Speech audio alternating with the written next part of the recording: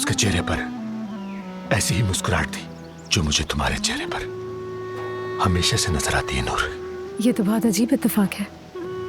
तो बताएं वो है कहाँ?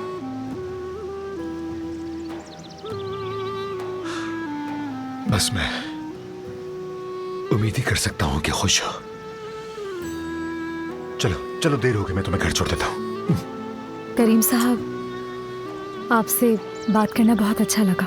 आप बहुत अच्छे और समझदार इंसान हैं। तुम जब चाहो मुझसे बात कर सकती हो नूर, चाहे जो भी मामला हो। चलते हैं।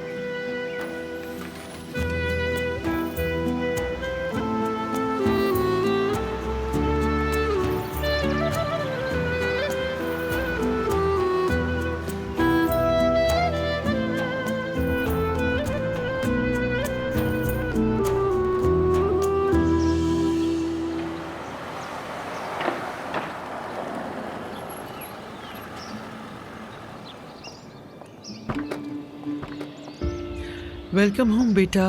कैसी है अम्मी? अच्छा हुआ तुम लोग जल्दी आ गए, मर्द देख के तुम लोग को खुशी से पागल हो जाएगा। चलो अंदर चलते हैं, कॉफी पीते हैं, फिर बताना ट्रिप कैसा रहा। मैं लॉन में बैठूंगा थोड़ी देर के लिए। मेरे ख्याल में भी हवा इतनी बुरी नहीं है, बाग में ही बैठते हैं।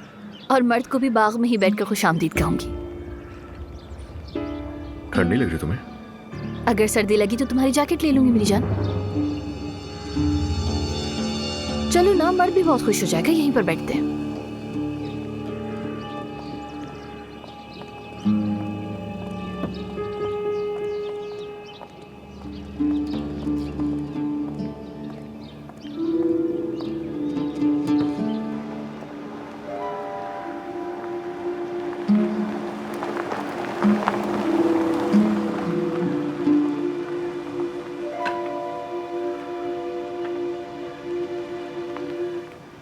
अली साहब का चेहरा तो बिल्कुल उतरा हुआ था। साफ लग रहा था कि उनका दिमाग खराब हो गया है। हमारी लड़की ने कहा था ना कि हम एक ही जगह हैं। पक्की बात है कि उन दोनों में कोई झगड़ा हुआ है। क्या तुम्हें नहीं लगता कि नूर को फोन करके पूछ लेना चाहिए? हेलो, किससे बात कर रहा हूँ हफीजा?